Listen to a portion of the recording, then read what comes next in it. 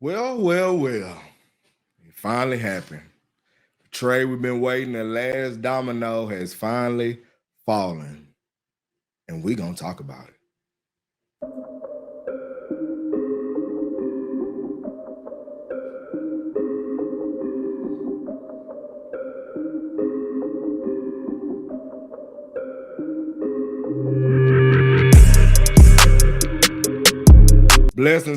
Blessings. We back, man. Ready to talk about this trade. Finally went down. Dame escaped Portland. He finally got away. Finally got away from the grind, man. I know it's been a long time since we talked, man. I told y'all when the season was about to end, when the finals was about to end, I said, man, I don't know what we're gonna talk about after this. And I just came to the realization, man, I only want to talk about basketball. I like football. Texas is my favorite team, but my heart is really in the NBA, man. And I think that's what the content is gonna be geared towards moving forward, man. So make sure you like, comment, and subscribe. Support the channel. It helps us grow so that this channel can continue to grow and I can continue to give you this great content. Shout out to Draymond Green because I know he be saying that. So where do we begin, man? 11 long years in Portland, man. Dame talked about everybody teaming up to win a championship and all that. Then we heard the trade request was given out. The trade demand, I should say, was given out to Portland. Get me out of here. He wanted to be gone, man. So they finally abided in his request, man. He finally got out of there, man. So originally, the reports was going that he only wanted to be in Miami. Miami was the only destination. If he didn't get traded to Miami, he wasn't going to show up to camp. He wasn't going to participate. And, I never believed that because of the type of competitor I think Dame is. I really couldn't see Dame doing that. But that was the report that was going on. You even saw the NBA kind of get him a warning to not even talk about that no more. I don't know if he got fined or something, but it was something along those lines. But the NBA wanted to make it clear that wherever you go, you under contract. You have to fulfill your contract. So I think Dame is going to be happy with where he ended up. Now, I want to say, starting off, I'm proud of Portland, man. In this age of player movement and player empowerment, it seems like the player always gets what he wants. Dame said he wants to go to Miami. Portland was going to have to take less than what they can get for Dame in order to facilitate the trade, but they didn't. They stuck to their guns. They said they wasn't going to take less, and they got what they wanted out of this trade. Now, it's funny on Milwaukee end because we saw recently Giannis said, if it feel like we're not trying to win, man, I'm going to move around. I'm not going to sign no extension. So I guess the brass, the powers that be at Milwaukee, they was listening, and they made sure they got something done to help this young man stay in Milwaukee. So now we got the Dame and Giannis pairing. Whew, can't lie, man. Looks beautiful, man. Looks beautiful. I compare this more so to when Paul George, I remember when Paul George was still in Indiana, Westbrook was in OKC by itself, and they had those playoff runs in the first round where they was both going off. They both was willing their teams to win. I'm pretty sure both of them lost in the first round, but they was trying their best. They was hooping. I was like, man, I'd like to see them boys be on the same team. And then eventually we did get to see it.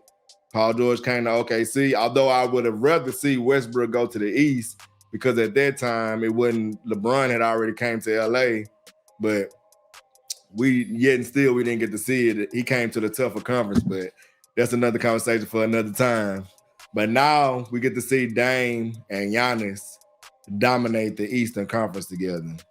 Now, while I said Dame originally wanted to go to Miami, and you saw Jimmy Butler put out the video where he was making fun of, making a funny saying that NBA ought to investigate them for tampering, investigate Milwaukee for tampering so that the trade can come back. But man, Jimmy, this time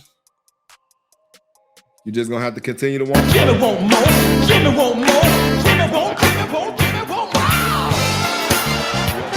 want more, man, because Dame ain't coming. And although they made a good run, man, I know a lot of people would have liked to see Dame there. I wanted to see Kyrie go to Miami because I know they really needed another scorer.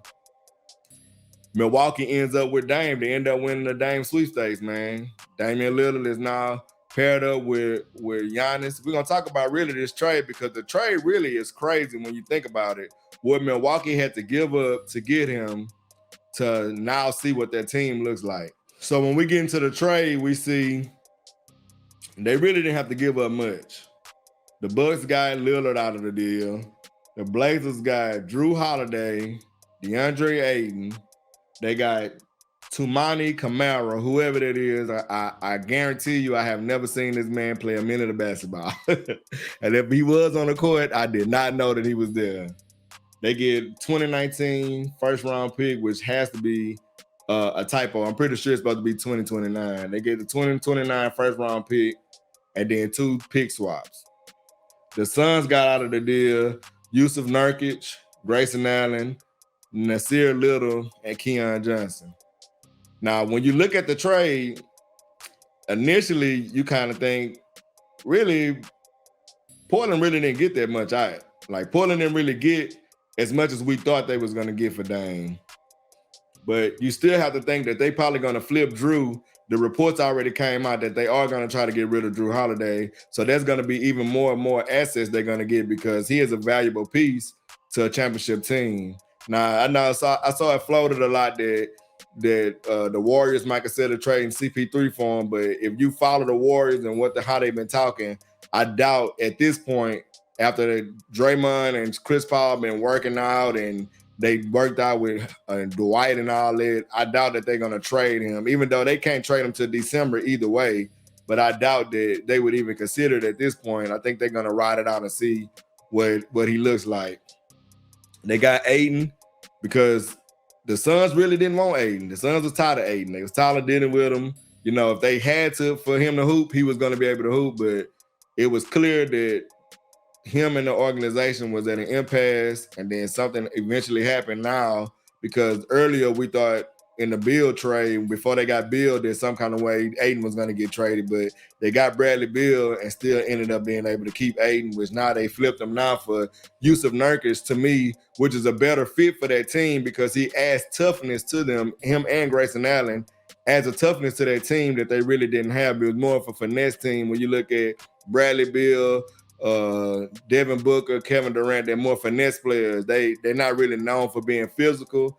Their games are more predicated on being finesse and scoring. So getting Grayson Allen and Yusuf Nurkic, they get 2 guys who are dirty work. They can do dirty work. They can help out on the glass. They really are going to give their team the edge that it needs in order to try to win the championship that they seeking. Like I said, Portland got that Toumani Camara dude. He might be good. I don't know. Like I said, I don't think I've seen the man play a minute because I just don't know who he is. They got their 2029 first round pick, and then they get 2 pick swaps. So pick swaps is always good because if you end up with a higher pick than me, I can just swap that pick. And I'm pretty sure it might be specific years they got to do it, but I think they're going to end up benefiting from those pick swaps. Then the Suns really, they came out good. Like I said, they got Nurkic and Allen. Then they got Nasir Little, who is a good small forward. I seen him hoop a lot. And then Keon Johnson is very athletic young piece. With the Suns giving up so many pieces to get KD, getting those young pieces like that is really going to help them out along in the future as they try to keep that core together, because I'm pretty sure they're looking at a 3 to 4 year timeline of that trio being together with them trying to win a championship. So now, with that being said, I think the Suns, obviously, I believe they got stronger, and I believe Milwaukee got stronger because if you notice, Milwaukee didn't give up Chris Middleton. They didn't give up Brook Lopez. Milwaukee still got Jay Crowder. So now I think they project the starting lineup. If I was Adrian Griffin, who is their new coach, they got rid of Mike Budenholzer. Now Adrian Griffin has been given the reins. Now it's going to be his job to try to mix and match these lineups, see what kind of rotations he can cook up that's going to maximize their minutes together. But really, a Giannis and Lillard pick and roll with shooters, how you going to stop it? I think it's going to be just as devastating. Well, I won't say just as, because it's obviously not, but I think it's going to be really devastating in the way that we envision Curry and Giannis playing together. When people always say, when Giannis want to lead, they always say, is he going to go to Golden State? That's the big thing a lot of people always say. But I think Lillard and Giannis are going to dominate the East. Now, the projected start lineup, to me, I see it being Lillard, Chris Middleton, Jay Crowder, because Jay Crowder gives them that toughness that they need too. And then Giannis at the 4, Brook Lopez at the 5. Now, alternatively, they could go Damian Lillard, Pat Connaughton, who he gets starter minutes sometimes. He often starts for them. So you have Pat Connaughton at the 2, Chris Middleton at the 3, Giannis at the 4, Brook Lopez at the 5. So we'll have to see what Adrian Griffin ends up coming up with, because it might be somebody stands out in camp or something else might happen to where he leans a different way. But to me, if I'm the coach, based on prior experience with them and how they've performed in the past, I would roll with Lillard, Chris Middleton at the 2, Jay Crowder at the 3, or however you want it to be, because they're interchangeable. They both wings. I guess on the depth chart, you can have Chris Middleton at the 2 if you want it, but it doesn't really matter. That would be my 2 and my 3, and then my 4 and my 5, of course, is Giannis and Brook Lopez. Now, when I'm evaluating this team in the landscape of the East and in the landscape of the NBA, you got to think the Bucks was already the number 1 seed last year.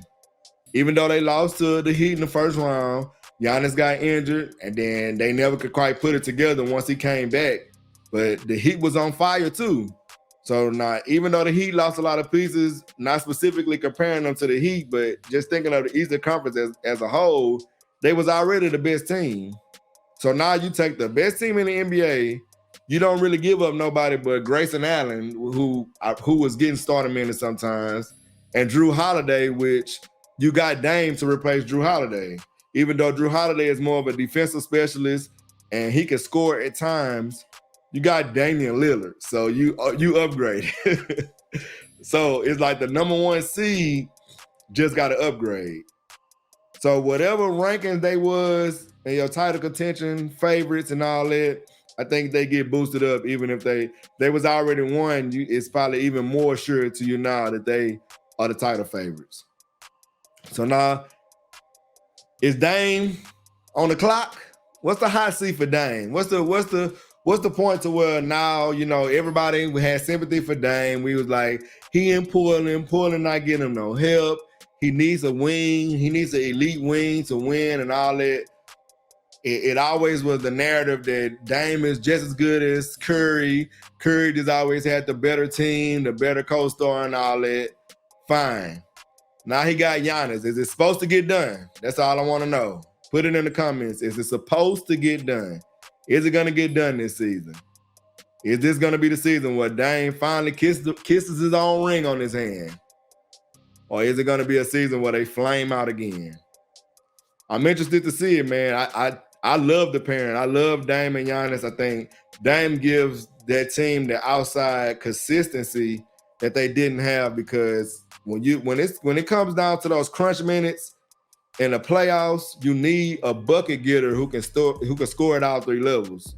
It's very important, because you don't want the defense to be able to load up like they do on Giannis. And then that's why you saw the year when they won, Chris Middleton was so clutch in those situations because he was that perimeter creator. But Chris Middleton has a tendency to disappear himself, and he's not always consistent, especially in his efficiency. So now you add Dame to that firepower, man, it's going to be crazy. Now, obviously, Dame hurts their defensive scheme because he's not as good a defender as Drew. But I think with Giannis, with Brook Lopez anchoring the back of their defense, I think that they won't lose as much on that end as you would think. So going into the season, man, we'll talk about this in another video, because I want to talk about my power rankings, not necessarily my power rankings, but my predictions for how I think the season is going to end. I probably give my Western Conference Finals, my Eastern Conference Finals, and then give who ends up in the finals and who wins it all. But that's going to be in a future video, man. Training camp starts next week. I'm going to start dropping my top 5 at each position.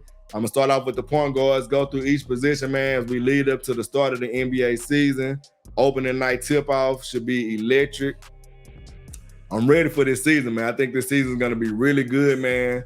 as always, man, we want to see everybody healthy because when all the teams is healthy, we get the best basketball. We know injuries is a part of the game, but I hate it, man.